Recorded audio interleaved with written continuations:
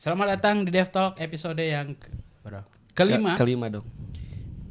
Kalau yang pengen tahu apa itu DevTalk, silakan tonton episode yang pertama. Hari ini seperti biasa, ini kenapa jadi formal ya? Santai aja ya. Oke.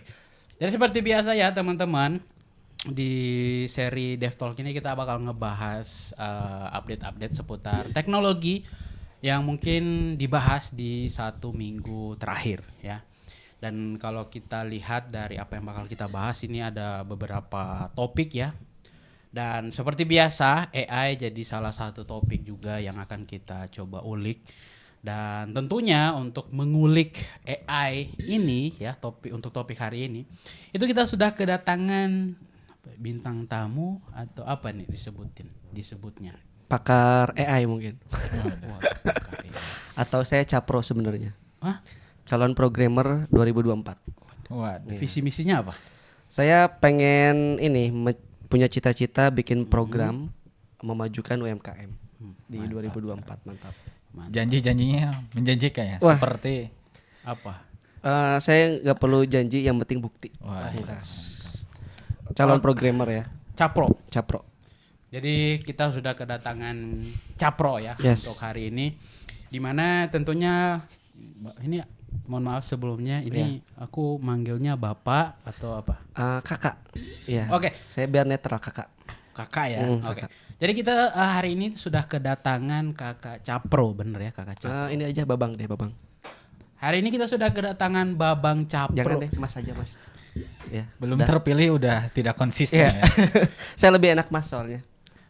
Mas apa nih? Kakak deh. Oke, kita langsung saja ke topik yang pertama, yaitu apa? Bapak Capro. Apa kita mau bahas apa? Saya masih baru di sini jadi nggak tahu apa nih mau dibahas. Den, apa kita bahas apa Den? Karena Bapak Capro kita ini spesialis di cloud. AWS. Oh oke. Cloud engineer. AWS sudah. Oh, AWS. AWS. Enggak kok, saya semua cloud kok. Oh, aduh. Tapi Boleh. kita hari ini bahas AWS. Oke, dari AWS.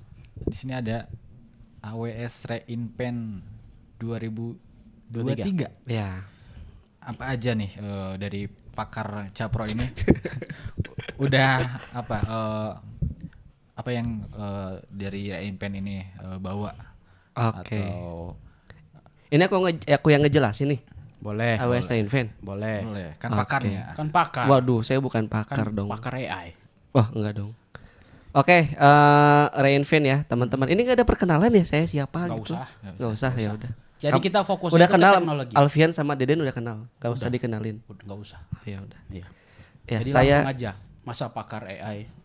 Kan udah terkenal. kenapa pakar AI? Udah, langsung. Oke, jadi baru bulan kemarin ya, harusnya akhir November atau awal Desember ini, AWS tuh ngadain yang namanya AWS Reinvent.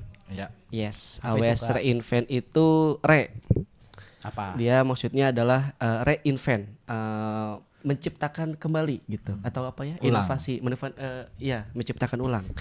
Artinya dia kayak acara tahunannya AWS, acara besarnya dia lah gitu ya, untuk mengumumkan inovasi-inovasi yang ada di tahun tersebut gitu, yang sudah dia ciptakan.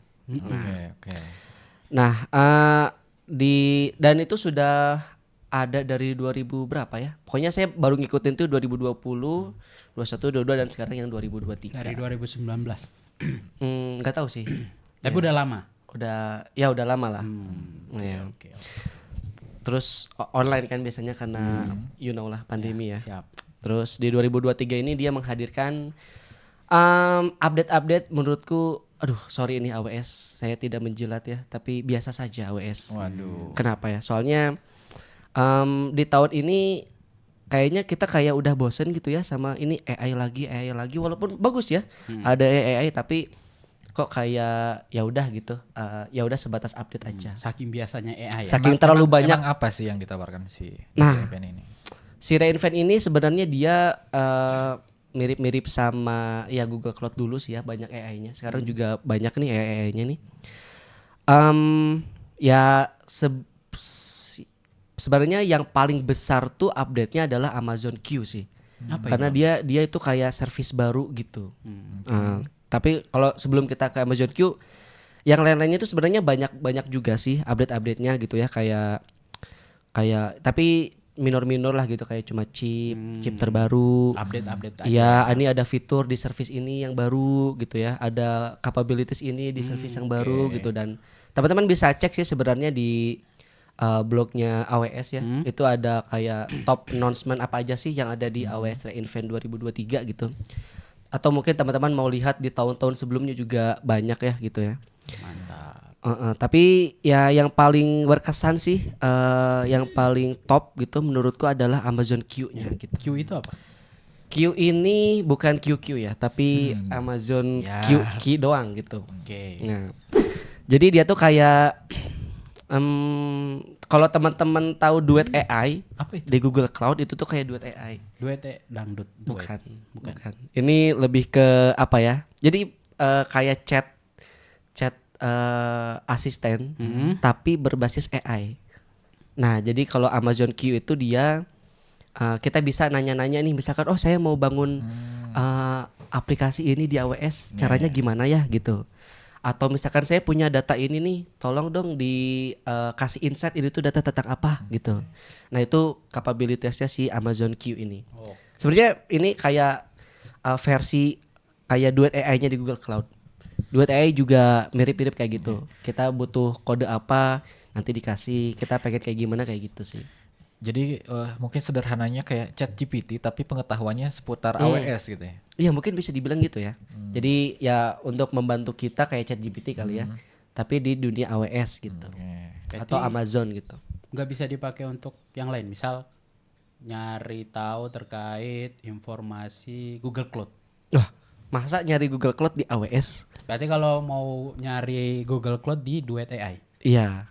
Kalau mau nyari gimana sih cara bikin aplikasi di Google Cloud di Duet AI? Nah, Duet AI. Ya, jadi kalau mau yang umum ya udah mending kan ada ChatGPT. Oke. Tapi kalau mau di AWS ada itu tadi Amazon Q, kalau di Google Cloud ada Duet AI. Nah, ini kan kalau kita lihat ya, yang sering di-mention itu terkait ChatGPT. Ini kan artinya mungkin basisnya itu ChatGPT gitu. Iya, yang meledaknya itu ya. Iya. Nah, kenapa harus ngeluarin masing-masing? Google dengan Duet AI-nya, Amazon dengan Amazon Q-nya, decoding dengan Di coding ada apa nih? Ada LLM baru ya? ditunggu. Wah, keren. Ya, Gimana apa tuh ya? pendapatnya? Ini opini aja kali Ya. ya. Aku kan bukan pakar AI ya. Aku hanya Capro. Capro, saya hanya Capro. Siap. Dapil 2 Jabar 2024. Nah, jadi menurutku ya, ya ini bagian dari bisnis sih sebenarnya. Supaya kan karena ChatGPT kan punya perusahaan lain nih, punya si Oke. OpenAI. Nah, pengen dong perusahaan lain juga nih punya apa namanya modelnya sendiri gitu. Yang dia bisa customize untuk membantu usernya sendiri gitu. Mungkin kalau ChatGPT lebih apa namanya lebih umum gitu ya. Kalau misalkan Amazon Q dia lebih spesifik ke AWS, dia bisa apa namanya generate lagi atau bikin lagi data-data yang memang terkait dengan AWS. Bisa lebih personalize. Mungkin kalau Duet AI dia bisa ditambah kapabilitasnya untuk tentang Google Cloud atau mungkin tentang memahami kode API Google Cloud misalkan seperti itu mungkin. Jadi ada bisnis centricnya juga sih sebenarnya. Duit berarti. Ya, duit. Buat menggayat users gitu. Ya, kan Kita wih punya keren nih di Google Cloud ada Duet AI, ada generatif AI gitu ya. Oh, keren nih di Amazon Q ada di AWS ada Amazon Q gitu. Gitu Nah, lah. kira-kira terus apa ya yang bedain gitu kalau misalnya Duet AI basisnya mungkin ChatGPT, terus Amazon Q juga ChatGPT. Ya walaupun emang kalau kita lihat ya emang dikhususkan spesifik, tapi ada ini enggak? Nilai jual. Iya, nilai jual yang lebih yang enggak ditawarin sama model yang di perusahaan lain gitu. Iya. Sebenarnya aku nggak tahu ya basisnya apa. Cuman biasanya mereka mengklaimnya basisnya ya sendiri gitu. Kayak misalkan di Amazon Q tuh ya mereka punya modelnya sendiri. Di Duet AI tentu juga punya modelnya sendiri gitu. Kalau apa yang membedakan sih ya apa ya nama sih sebenarnya.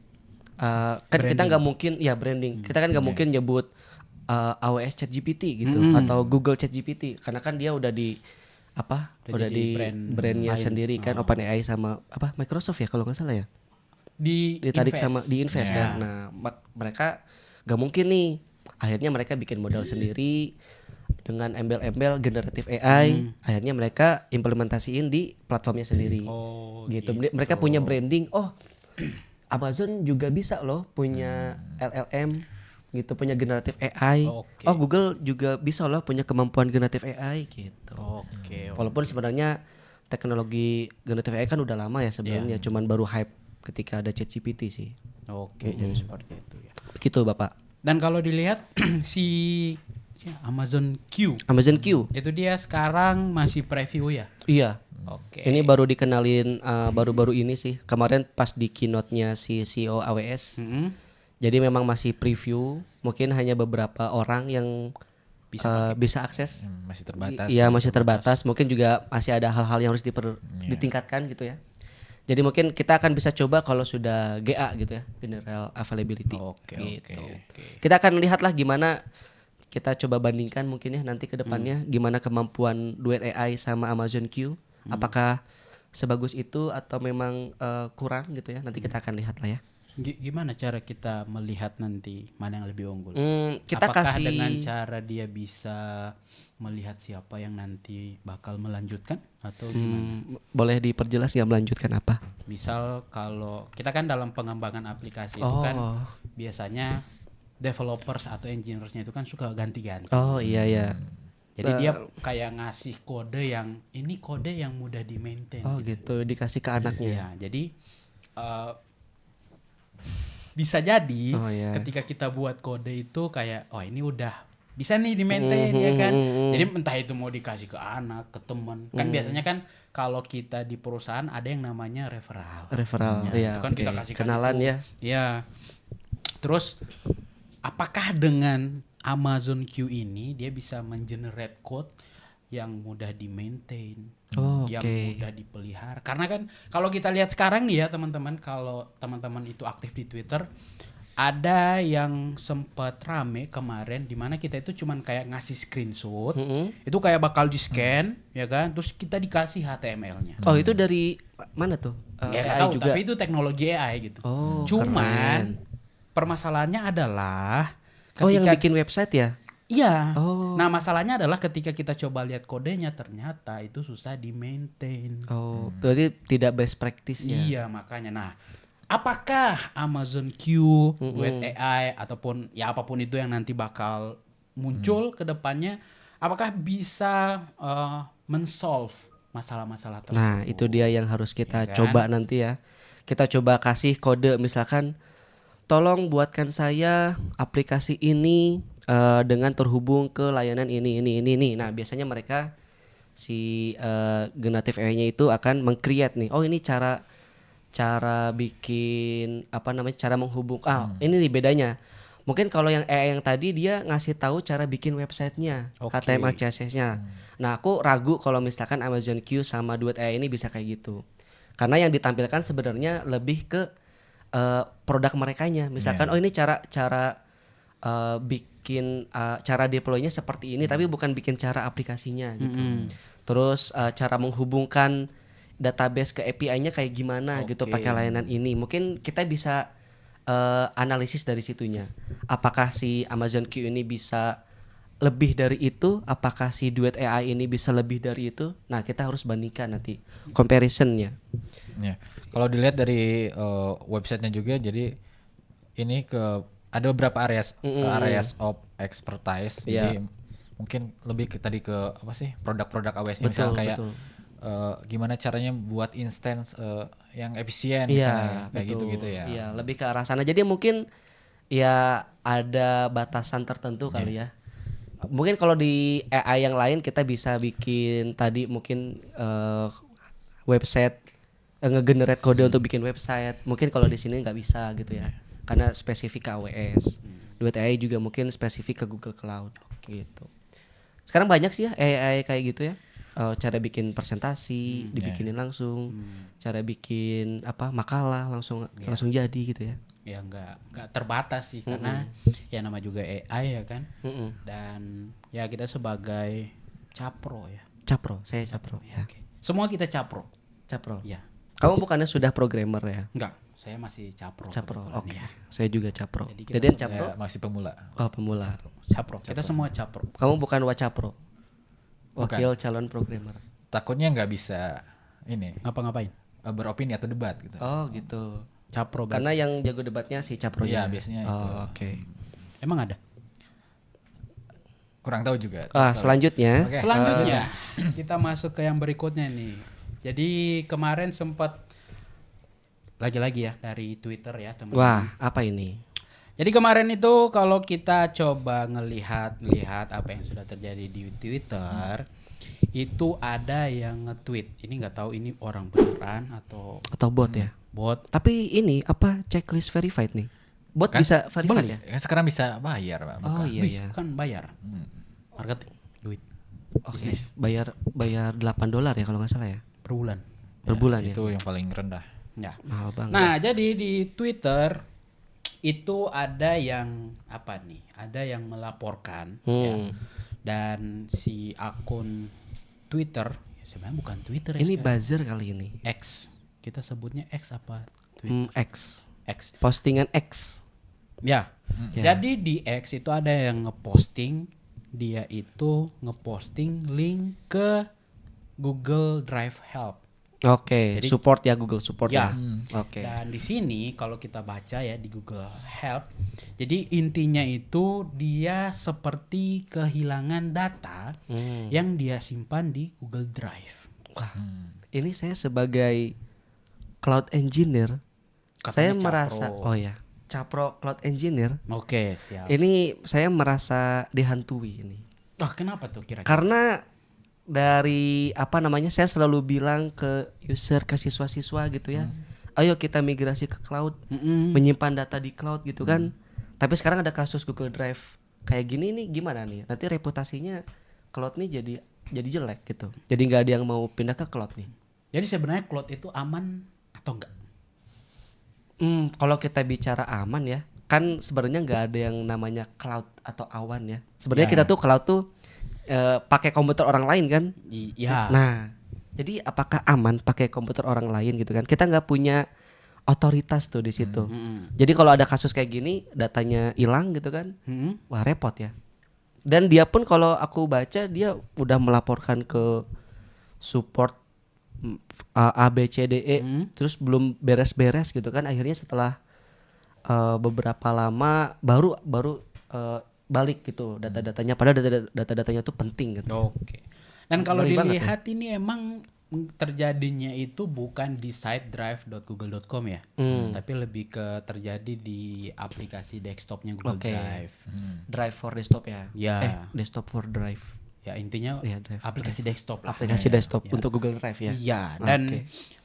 yang mungkin ini sangat jarang dilihat ya kalau ada yang buat thread di helpnya Google, itu langsung dijawab langsung sama employee-nya Google. Oh, bukan bot ya? Bukan Employee ya? Ya, kan biasanya kan suka ada tuh ya kan. Bisa coba restart aplikasinya enggak? Oh, gitu. Kan ada kan yang Ada, suka kayak ya. gitu kan. Nah, kalau ini enggak. Ini beneran. Jadi dia itu ada kayak penanda kalau itu dia beneran Google Employee dan Oke. itu bukan bot. Mm-mm. Dan dari pesannya pun itu bisa kita lihat kalau ini beneran jawaban dari orang asli gitu. Oke. Gitu. Dan mungkin teman-teman ada yang pernah mengalami anomali ini ketika menggunakan ketika menggunakan Drive, aplikasi Iya, Drive untuk cloud desktop. storage gitu-gitu ya. Ya, itu sudah dibahas secara lengkap dan bahkan sempat ada ada berita kalau ini tanda-tanda kalau Google Drive-nya itu Kepenuhan. collapse, bangkrut lah istilahnya. Ya kan nggak mungkin masuk Ngeri ya. kelas Google gitu. Dan Iya, ngeri dong. ini kan Drive terus di maintain ya, bahkan ada beberapa AI juga yang udah mulai disusup ke Google Drive gitu. Oh. Jadi ya nggak mungkin juga gitu. Dan kalau kita lihat juga balasan-balasan dari thread yang emang dilaporkan ini juga itu nggak cuman dibahas dari orang-orang biasa. Jadi produk expertnya Google yang emang ya bidangnya emang adalah produk-produk Google gitu Iya. ya kan. Itu ngebahas juga dan membalas beberapa diskusi yang ada gitu. Iya. Soalnya ya kritis banget sih ya. File. Masalah Iya. file Iya. data pribadi kan kita Iya. simpan di sana. Kalau sampai hilang kan, wah, apalagi ini katanya 6 bulan ke belakang tuh hilang gitu. Banyak Sempat hilang. Iya, jadi banyak banget. Terus baru balik lagi beberapa hari atau beberapa minggu setelahnya gitu. Jadi gimana gak panik coba ya, data-data 6 bulan yang penting-penting tuh hilang begitu aja Apalagi gitu. data-data kayak data penjualan Betul, marketing ya.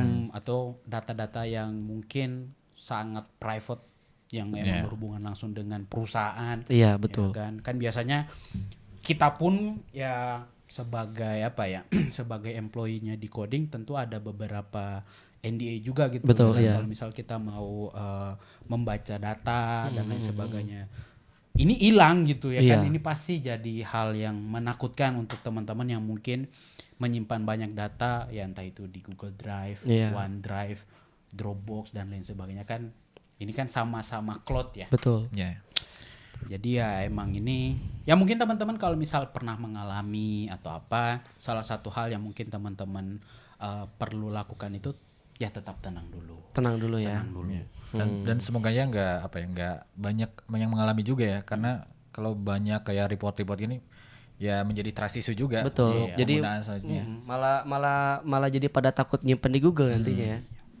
Ya brandnya dipertaruhkan. Betul. Sekelas Google masa data kita hilang gitu ya. Kan takut ya. Iya. Cukup dipakai bisnis aja lah gitu, jangan sampai hilang Jangan gitu. sampai hilang. Iya. Jadi seperti itu untuk yang Google Drive. Semoga apa yang terdampak dari anomali ini itu data-datanya bisa segera apa dipulihkan Iya. atau segera kembali gitu. Iya. Mungkin. Tapi kamu gak ngalamin ini ya?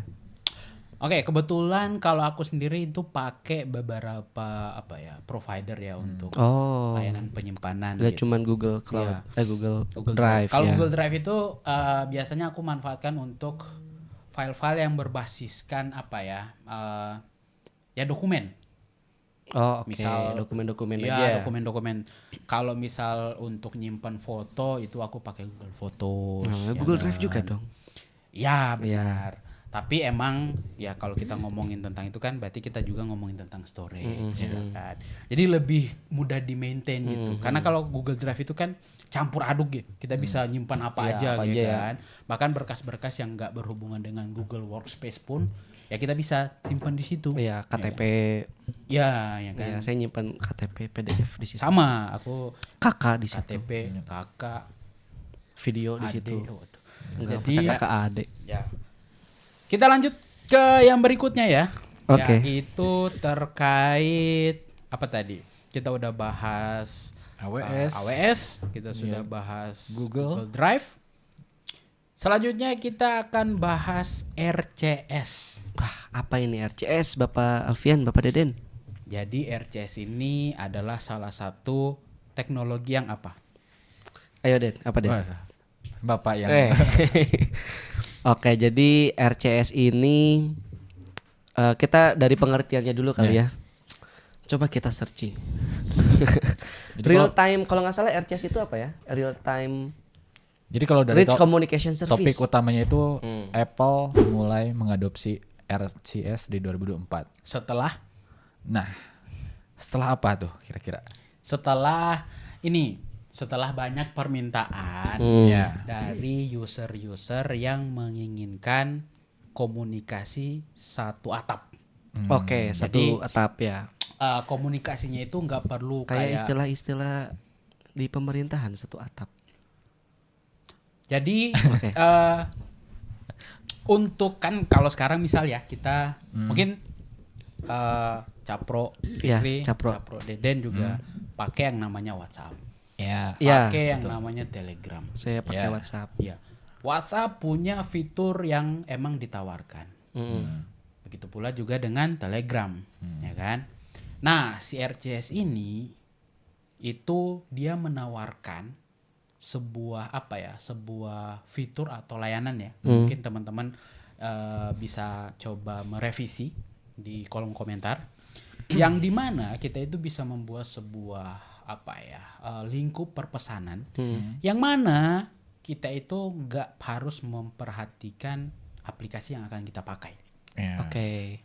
Dan kalau kita lihat si RCS ini, itu kan sebelumnya emang sudah disupport di Google Message, Ya, Ya. Android ya. Android. Android. Nah, kenapa Apple baru mau ya? Iya, mau will mengadopsi support, ya. baru mau mengadopsi RCS ini karena tentunya dapat banyak tekanan Ya. dari pengguna non Apple, yang mana mereka tetap pengen menginginkan gitu. Jadi nggak dibeda-bedain gitu.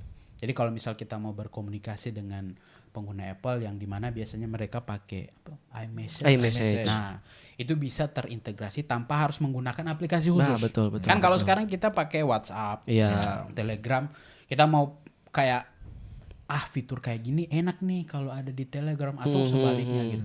Nah, hal-hal yang kayak gitu itu bisa diminimalisir dengan RCS. Nah, Apple itu berencana untuk mendukung RCS ini itu di 2024. Oke. Yang mana itu sebentar lagi. Ya. Ya kan? Dan seperti yang kita tahu di 2004 itu akan 2024. banyak event-event menarik, Iya. Banyak yang baru. banyak yang baru juga Iya, nanti. salah satunya apa tuh yang baru tuh? Bangkit 2024. Oh iya, Bangkit 2024. Terus ada juga yang lain SIB. Ya, mungkin teman-teman kemarin sudah lihat postingan Instagramnya di Dari Decoding ya. Nah, itu sudah dibuka pendaftaran SIB, jadi langsung aja daftar. Submisinya ditunggu. Balik lagi ke RCS yang tadi ya. Oke. Jadi di 2024 si Apple ini berencana untuk mendukung teknologi protokol mungkin ya. Iya. RCS ini itu biar si iMessage ini itu bisa mendukung ya si RCS tentunya, yang dimana untuk kita bisa merasakan fitur-fitur yang ada di iMessage mungkin itu bisa dirasakan juga di Android Message. Betul. Gitu. Dan tentunya ini akan jadi salah satu pemutus jembatan ya yang selama ini Apple dengan teknologinya sendiri. Oke, iya benar. Android dengan teknologi sendiri. Benar. Ya sebenarnya ini kan sudah dimulai dari ketika Apple itu merilis flagship terbarunya ya, di mana dia udah pakai USB Type-C. Ya, Betul, mungkin bagus. teman-teman udah tahu. Itu kan salah satu langkah yang dimana mereka lakukan karena ada minat pasar, ya kan? Dan ini, peraturan tentunya, regulasi. diregulasi oleh EU. Ya, Uni Eropa. Uni Eropa. Ya. Tapi ini tentu balik lagi ke user. Ya. Betul. Selama user itu senang, ya kan? Selama user itu happy, itu kenapa enggak? Dan balik lagi ke RCS yang tadi, ini mungkin akan menjadi hal yang serupa. Jadi mungkin sederhananya itu ketika Apple menggunakan atau mengadopsi RCS, komunikasi antara misalnya iMessage dan Google Message itu bisa seamless gitu ya. Betul. Jadi tidak ada barrier atau kayak becananya tuh kayak bubble chat biru sama hijau. Iya, green bubble, blue bubble ya. Ya. Jadi kalau mungkin ada yang pernah pakai iMessage di Mas Alfian atau Mas Deden? Kebetulan saya kebetulan pengguna Android. Pengguna Android semua ya di sini ya. Android. Ya. Ya. Jadi kalau mungkin nambahin konteks ya, Mas Deden, Mas Alfian ya. Capro. Saya Capro. Ya. Kenapa iPhone ini akhirnya mengadopsi RCS gitu ya? Ya. Tadi kan sebenarnya RCS ini tadi sudah dijelaskan Mas Alfian ya. Dia kayak teknologi atau protokol Rich Communication Service. Jadi kalau SMS kan kita harus pakai pulsa ya. Ya. Buat buat komunikasi sama orang. Ya. Terus tapi hanya teks aja nih, nggak bisa pakai image. Akhirnya kan diciptakan adanya MMS. Ya. Multimedia Messaging Service gitu kan. Tapi kalau teman udah ada yang pernah nyobain pakai MMS belum? Pernah. Iya. Kalau kita ngirim gambar atau video itu kan burik banget kan? Burik. Iya. Karena dia dikompres sedemikian rupa supaya Bisa dikirim. bisa dikirim. Cuma berapa ya? Cuma 160 KB apa gimana Iya, gitu ya. ada- Jadi ada burik banget lah gitu. Akhirnya di situ kemudian Apple tuh bikin 2000 berapa ya? 2011 kali ya. iMessage. Oke. Jadi dia tuh kayak fitur eksklusif untuk pengguna Apple gitu ya. Jadi kan iPhone bisa pakai, MacBook bisa pakai gitu-gitu ya. iPad bisa pakai, semua pengguna Apple produk itu bisa berkomunikasi lewat default messaging app dengan internet gitu. Jadi kalau dulu mungkin pakai SMS, ini ada iMessage. Kita bisa komunikasi via internet gitu. Nah, tapi itu hanya eksklusif di iPhone gitu. Nah, Android masih pakai SMS, MMS. Jadi kalau pengguna Android sama pengguna Apple itu berkomunikasi, itu jadi aneh gitu. Dimana kalau di aplikasi Apple-nya tuh kelihatan bahwa yang pakai iMessage itu blue bubble atau bubble-nya tuh warna biru. Tapi kalau ada yang ngirim tapi bubble-nya hijau atau green bubble, itu ini dari SMS gitu. Nah, makanya kadang karena teknologinya berbeda, si yang pengguna SMS ini nggak bisa tahu nih dia lagi ngetik atau enggak gitu ya, typing indikator, ada emojinya, ada ngirim gambar yang high resolution gitu. Sehingga kadang kalau pengguna iMessage itu nge-like komennya chatnya si pengguna SMS, itu malah akan terkirim teks doang gitu. Misalkan iya Deden like your message gitu, bukan ada emojinya. Kurang banget gitu. Nah, dengan adanya si RCS ini, dia untuk mirip sih sebenarnya, ngirim komunikasi via internet gitu. Jadi nanti pengguna Android bisa saling berkirim ke sesama Android, ke Apple juga gitu, dengan protokol yang sama. Kalau si Apple ini mau adopsi RCS, dengan ya ada typing indikator, ada group chat, ada reaction, bisa ngirim gambar high resolution gitu. Nah, kenapa ini jadi berita yang besar gitu ya? Karena nggak tahu ya, kalau di Indonesia tuh kayaknya problematika green bubble sama blue bubble ini tuh nggak terlalu kerasa gitu ya, karena mungkin pengguna iPhone-nya minoritas, mungkinnya nggak terlalu banyak gitu ya. Pakai iMessage juga jarang-jarang gitu ya, nggak ya, lebih banyaknya kayak di sini kan pakai WhatsApp gitu kan. WhatsApp. Nah, kalau di US itu jadi problem besar, Pak. Karena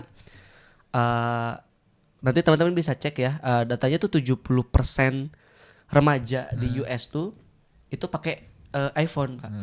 Iya, beda kan kalau di sini mungkin banyaknya Android ya. Kalau di sana 70% remaja tuh pakai iPhone. Di mana mereka bikin grup chat, komunikasi sama bestie-bestinya tuh ya di iMessage gitu. Sehingga ya membuat pengguna Android tuh agak minder gitu. Ini saya pengen join circle kamu dong. Oh, kamu HP-nya bukan iPhone ya gitu kan. Ada gitu-gitunya gitu. Kamu blue bubble, gitu. Iya. Kubu-kubu. Betul. Jadi nggak bisa join circle gitu. Kasian. Nggak bisa masuk iMessage, sehingga banyak akhirnya remaja-remaja yang ya udahlah, saya mau beli iPhone karena saya pengen ada iMessage-nya. Saya pengen masuk ke circle gitu.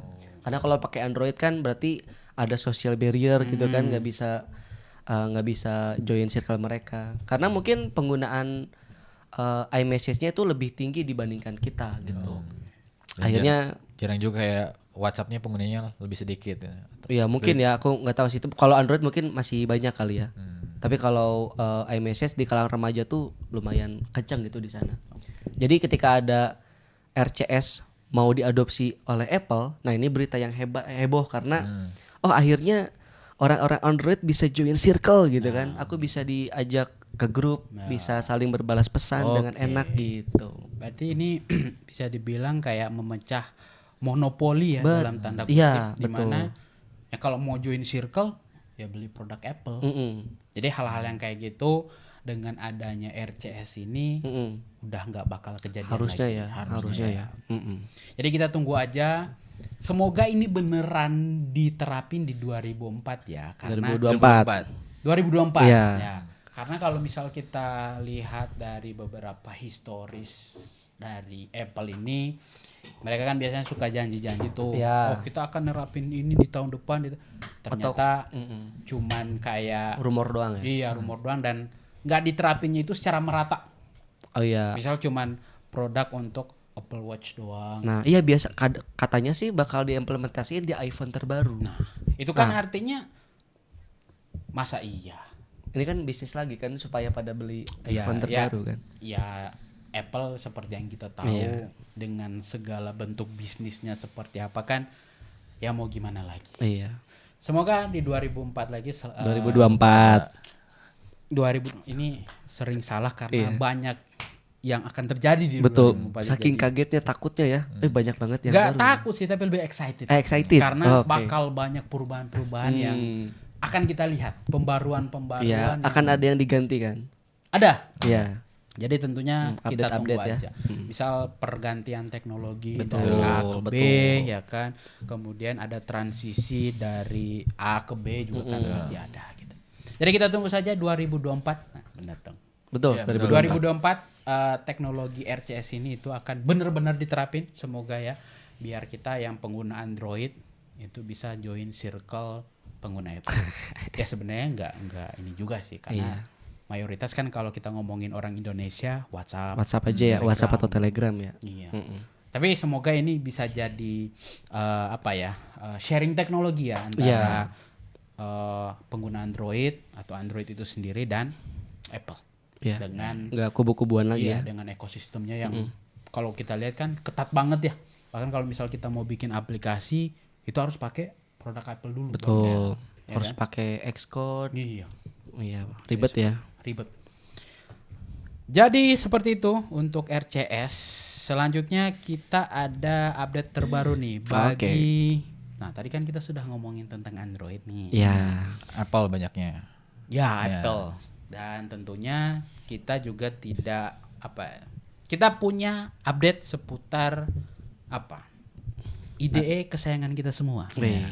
Apa itu Deden? VS Code atau apa nih? Atau apa ini? Apa Notepad++? Waduh. Udah nggak Zaman zaman. kapan itu? Sublime Text. Waduh. Oh, apa nih? Apa favorit kita tuh apa? Ini apa Vim? Waduh. Oh, bukan. dong. Jadi beberapa waktu lalu, belum lama ada update Android Studio versi stable. Oke. Oke, Ini sering banget versinya update ya? itu 2023.1.1 dengan codename Hedgehog. Hedgehog. Hedgehog. Ya, ini apa ya? Landak ya? Hedgehog ya. Dengan landak Sonic. karena Iya, Sonic the Hedgehog. codename Android Studio itu pakai nama-nama hewan. Pakai Terakhir nama itu hewan ya? Giraffe. Giraffe. Dan sekarang bukan Hedgehog nama. I nanti apa? Iguana. Ikan. Udah ada iguana. Iguana. Oke. Nah, jadi di versi stable terbaru ini sebenarnya udah dari di development dari beta gitu. Dan sekarang udah stable. Nah, apa aja sih teknologi-teknologi atau fitur-fitur yang baru di update rilis ini? Untuk lebih detailnya nanti teman-teman bisa cek sendiri di websitenya. Di sini ada beberapa yang di highlight. Yang pertama itu analyze Android Vitals in-app quality insight. Jadi kurang lebih dengan versi terbaru ini bisa menganalisa kualitas insight Analisis. ya, menganalisa projectnya. Analisis. Kenapa analisis? Hah? Kata bakunya analisis. Oh, baik. Terima kasih Bapak Capro. Iya, Capro. Ya, harus benar kata-kata. KBBI. Jadi KBBI. menganalisis aplikasi yang kita buat mulai dari penggunaan memori, CPU dan lain-lain. Kemudian ada juga untuk komposnya di sini ada live edit updated manual. Jadi di versi sekarang bisa live edit dengan secara manual gitu. Misalnya dengan kontrol command S kayak save gitu untuk nge-push dan perubahannya langsung terjadi di emulatornya. Gitu. Langsung real time ya di live ya. Real time. Kemudian ada juga Compose multi preview template, preview galeri dan beberapa update lainnya. Nah, banyak juga ya update-nya ya. Ya, untuk lengkapnya teman-teman bisa cek sendiri dan tentunya itu untuk improvement untuk meningkatkan developer experience Oke. untuk Android developer khususnya. Itu dia untuk update dari Android Studio. Penggunaan RAM gimana? Apakah ada penyesuaian? Karena kan Waduh, Android Studio itu kan salah satu pemakan RAM. ya Pemakan RAM. pemakan Oke. RAM. Itu saya punya laptop Advance bisa nggak kira-kira? Oh aduh, Android Studio. hanya Tuhan yang tahu itu. Hanya Tuhan yang tahu. Minimal tuh apa sih? Berapa RAM-nya sih?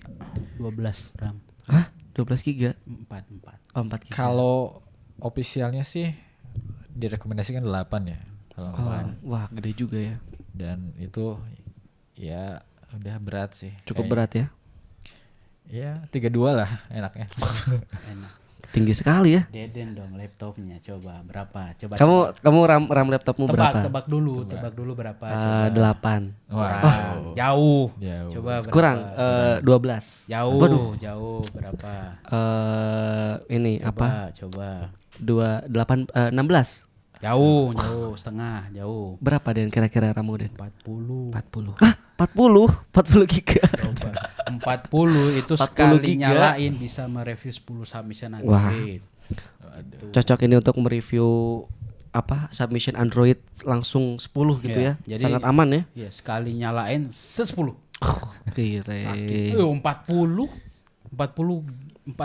lebih malah ya. Ya 40 pas. 40 ya sekian. Itu kalau kita Berarti Google Chrome itu Google Chrome-nya bingung ini mau nampilin apa Iya. lagi gitu. Saking banyak itu udah titik-titik kayak IG story selebgram gitu ya. Iya. Banyak banget Chrome-nya tuh. Jadi kayak gitu untuk update terkait Android Studio versi stable dari yang terbaru apa Hedgehog. Hedgehog. Iya, ini sering banget ya Android Studio update ya.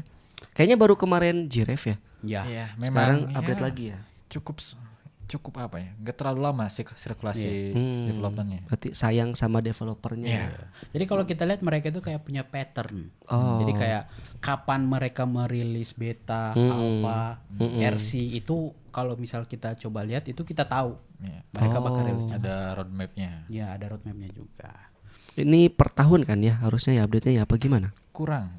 Wah, kurang. Dalam 1 tahun itu bisa ada beberapa versi. Oh, keren banget. Kayaknya tiap kuartal ya. Iya. Tiap kuartal ya. Ini ngejar performance kuartal mereka kayaknya. Iya. Kamu tiap kuartal ngapain biasanya? Kalau Saya Google kan ngeluncurin Android Studio versi baru. ya, Kalau kamu ngapain? saya membuat program-program untuk masyarakat. Iya. Jadi kita lanjut ke yang berikutnya. Kemarin kita sudah ngebahas terkait annual report dari JetBrains ya, di mana itu banyak banget yang kita bahas ya. Dan kita akan sedikit melanjutkan ya terkait annual report tersebut, di mana di sini kita akan sedikit membahas terkait ini kalau kita lihat itu ada developer ekosistem. Statistik. Statistik. Seperti Wah, ini biasa menarik ya. nih. Akhir-akhir ini biasanya yang angka-angka itu cukup dicari gitu. Oh, karena ini udah akhir tahun juga ya. Bener. Dan kalau kita lihat di sini yang apa ini ya, tentunya ini melalui survei ya kan, dan di mana ini surveinya valid, nggak kayak survei-survei yang lain. Ya. Apa tuh? Nggak bisa dilihat pesan ya. Ya. Jadi ini surveinya itu ya satu survei. Ya. Jadi Dan nggak valid ya. iya nggak satu survei beda beda. Oh, gimana yang di belakangnya? Ya, jadi ini survei satu plak udah ini hasilnya. Netral ya ini ya. Dijamin netral. Dijamin netral ya. Jadi seperti itu. Jadi kalau kita lihat ya di sini itu ada which programming scripting and markup language have do you use di 12 bulan terakhir. Di sini kalau kita lihat itu JavaScript masih memimpin. Oh, Ya. mantap nih. Di sini kalau kita lihat dia biru-biru ya. Yang mana ini menjadi indikator kalau memang si JavaScript ini Dominan itu ya? masih masih banyak diminati gitu untuk pengembangan, pembelajaran, eksplorasi, research dan lain sebagainya. Dan kalau kita lihat lagi nih, kita scroll lagi ke bawah itu ada ya ini agak ini juga nih kalau kita ngomongin terkait salary Wah, ya kan. Ini kalau kita lihat 60% itu yang tinggi ya, itu yang paling tinggi pakai skala. Tahu skala nggak? itu bahasa pemrograman ya? Iya. Untuk apa tuh skala tuh ini?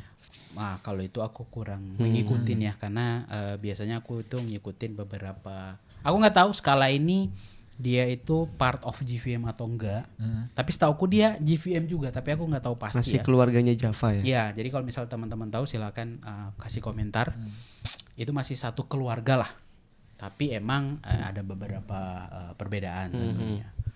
Ini kayaknya memang karena developernya jarang kali ya yang menguasai skala sehingga Ketika dibutuhin iya ininya paid-nya cukup tinggi juga ya. Menarik ini. Yang tadi yang JavaScript berapa nggak ada ya? Oke, kemudian di sini ada gender distribution ya. Oh oke. Kita skip aja. Oh ini nggak mau dibahas gender. Kita bahas yang lain. Oh oke boleh. Dan di sini kalau kita lihat lagi-lagi di sini nge-mention terkait generative AI service. Ya kan? Ini kita udah masuk di zaman apa-apa generatif. Iya. Ini kayaknya walaupun sebenarnya udah lama ya teknologinya, cuman semenjak disebut sama Sundar Pichai nih di Google I.O. Pichai itu akhirnya AI. Pichai, Ada AI di AI. Pichai. Oh iya. AI. Jadi Jadi emang AI dia.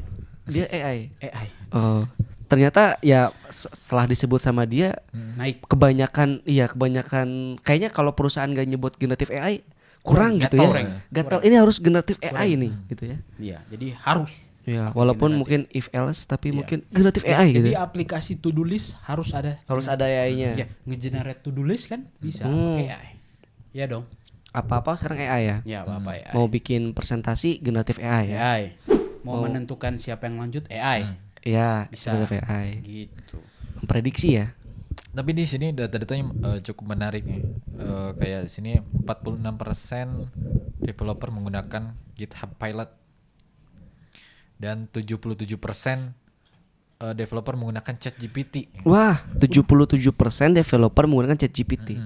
Ayo kira-kira yang Kita diantaranya enggak? yang pakai ChatGPT tulis di komen ya. Kita ngaku ya. Yang suka prom-prom gak jelas. Nah, ayo. Tapi memang membantu banget sih ya ChatGPT ya. Mungkin dulu kita kalau bingung apa-apa ke Stack Overflow atau ke forum-forum pemrograman lah gitu ya. Kalau sekarang, gimana ya cara bikin ini? Kita tulis di ChatGPT gitu nggak sih? Nah, cuman gini. Ini salah satu yang pernah aku alamin juga ya. Jadi ya aku nanya ChatGPT, kemudian aku ngasih prompt, yang tentunya promptnya itu harus jelas, clear, detail ya. Kita inputnya apa, outputnya itu apa juga harus jelas.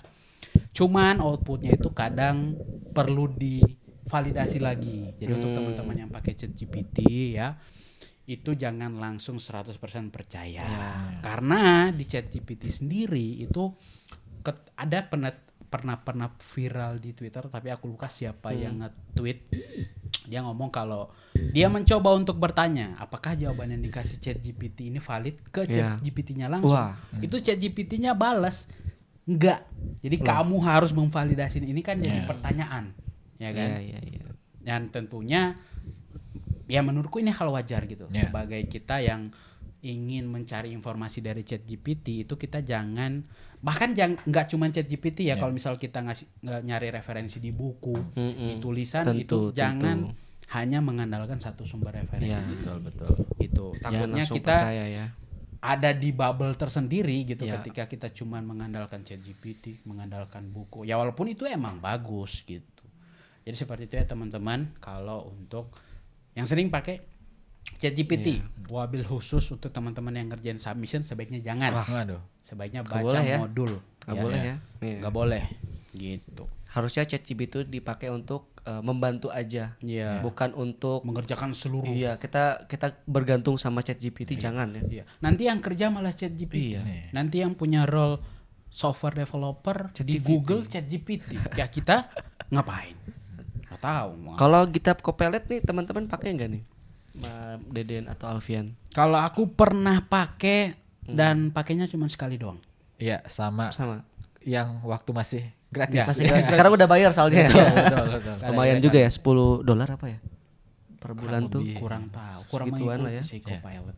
Tapi dengan segala kecanggihannya sekali lagi kode yang di-generate itu pakai kode orang lain dalam tanda kutip. Jadi ada etika di sana, ada hal-hal yang emang harus kita perhatikan. Terlebih kalau misal teman-teman itu membuat kode yang dimana ketika teman-teman membuat kode tersebut, teman-teman itu dibayar. Itu kan ada sisi etikanya yang harus kita lihat lah, harus kita ya common sense gitu di dunia sekarang yang apa-apa AI. Di sana ngomong AI, di sini ngomong AI, tengah-tengah Pulau Jawa enggak. Jadi seperti itu ya. Kalau misal kita mau ya bermain-main dengan AI. Betul. Ada sisi-sisi lain yang harus Ya, kita benar-benar etika responsibel bertanggung jawab ya. gitu.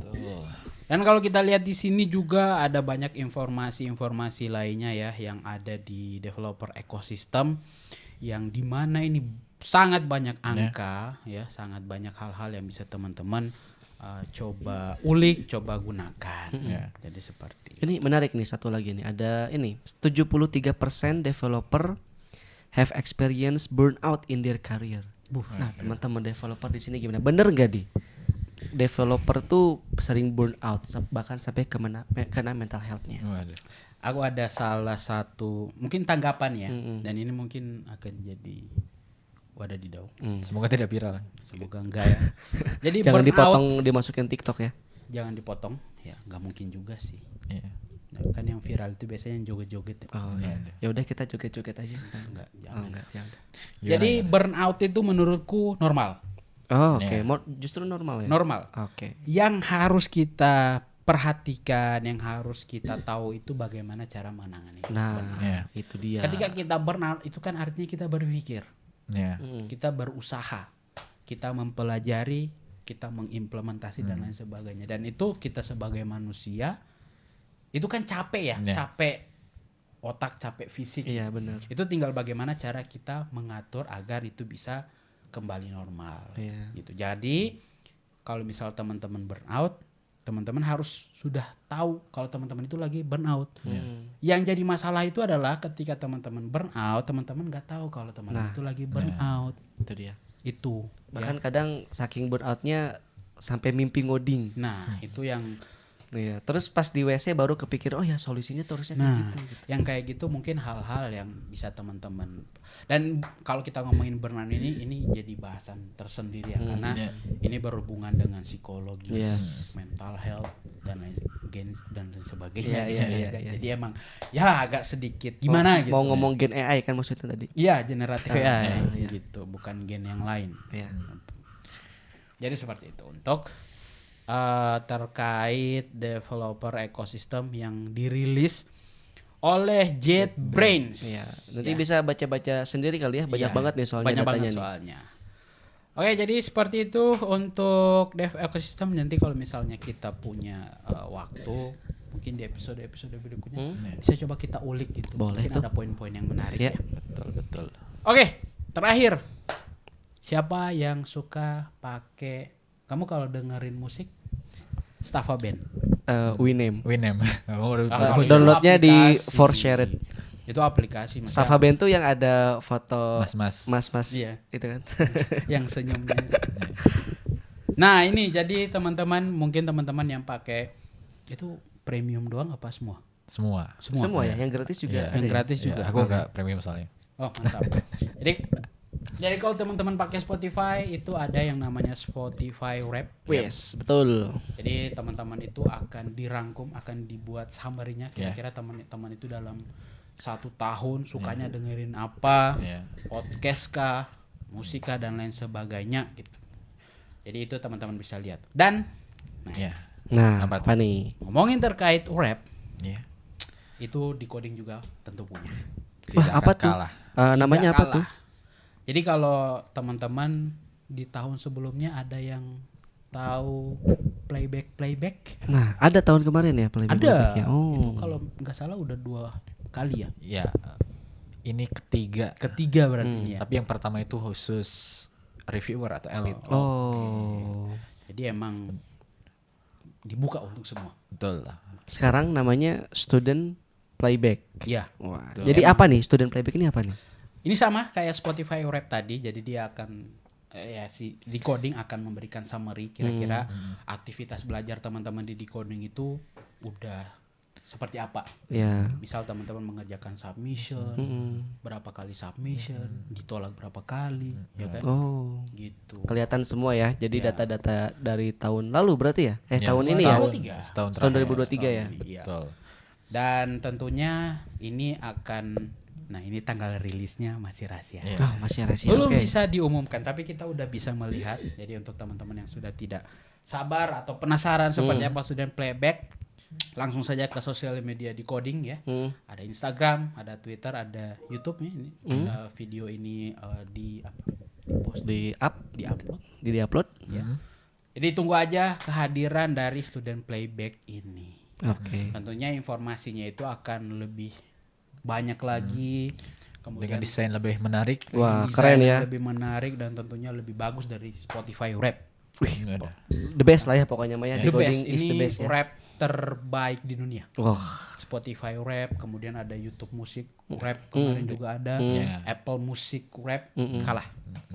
Ini paling student bagus. playback paling oke lah di sana Paling ya. oke, nggak ada yang bisa ngalahin. Sangat informatif sekali Sangat ya. informatif. Jadi Oke. ditunggu saja tak. Oh, jangan nyebut tanggal. Ya. Ya, nanti. Tapi seharusnya nggak akan lama lagi. Nggak akan Masih di bulan ini kan harusnya Betul, kan Desember kan. Ya, Betul. cluenya itu nanti aja ya. Nanti kalau misal kita DevTalk berikutnya, jadi kalau misal teman-teman penasaran, tunggu aja di Ya. DevTalk. Dan nanti kalau sudah keluar boleh gak di-share ke story-nya? Misalkan, oh ini Boleh. nih student Oh iya. playbackku Boleh, nih, ini di Pamer, LinkedIn pamer. atau pamer ya. Bisa dipamerin. Ternyata aku tahun ini menyelesaikan Bisa. 50 kelas dalam Bisa. setahun gitu ya. Bisa. Wah, Jadi keren. ada yang kayak gitu. Oh, Ya, yang bisa menyelesaikan. share sebanyak-banyaknya di Instagram kalian ya. Bisa. Oke, paling itu aja informasi terakhir yang bisa kita sampaikan di Yes. Developer Talk atau DevTalk kita DevTalk. sore hari ini. Kalau ada teman-teman yang ingin merequest bahasan, Betul. itu bisa langsung tulis di kolom komentar, nanti akan coba kita kurasi. Iya. Tapi khusus yang teknologi aja ya atau boleh bahasan lain? Teknologi tapi bebas, Ya. enggak Oh, berhubung, teknologi enggak bebas. kayak enggak khusus bahasa pemrograman Ya. enggak. Bisa hal yang lain tapi ada sisi teknologinya. Misalkan teknologi di balik apa gitu ya. Ya, misal nanti besok website sesuatu. ya bisa. Misal besok nih ada rilis GTA 6. Oh iya. Trailer. Iya, Nah, betul. itu bisa teman-teman request dan akan kita bahas. Tapi tentunya akan coba kita kurasi terlebih dahulu. Iya. Karena misal penonton video ini ada 100.000. Hmm. 100.000-nya ngasih saran. Ya kan nggak mungkin. Ya. Ya kan? Dipilih yang paling menarik mungkin ya, Ya, atau yang paling banyak di request ya. menarik. Iya, tentunya seperti itu. Oke, mungkin seperti itu dari kita bertiga ya. Saya Alfian nomor 1. Saya nomor 2. Saya nomor berapa ya? 3 aja lah. 3. Tiga. Kamu mau 3 enggak? Saya mau 3 aja lah. 3 aja, enggak apa-apa. Meski nggak mau 3 gitu. Ya udah. Ya udah. Paksa Kamu 3 1, ya. Aku 3. Ayo dah, Oke. boleh. Jadi Dedin 1. Yang penting saya 2 deh. Ya, 2 Iya. saya 3. Kita pamit undur diri, nanti ketemu di Developer Talks. Iya, atau bersama DevTalk. capro-capro lainnya. Ya, terima kasih juga kepada Capro kita yang Ya, sudah terima kasih menemani kita sudah sore ini. mengundang saya ke sini ya. Ya, Ya, jangan terima kapok. kasih. Sampai jumpa di episode berikutnya. Kita ketemu lagi. Bye bye. Bye.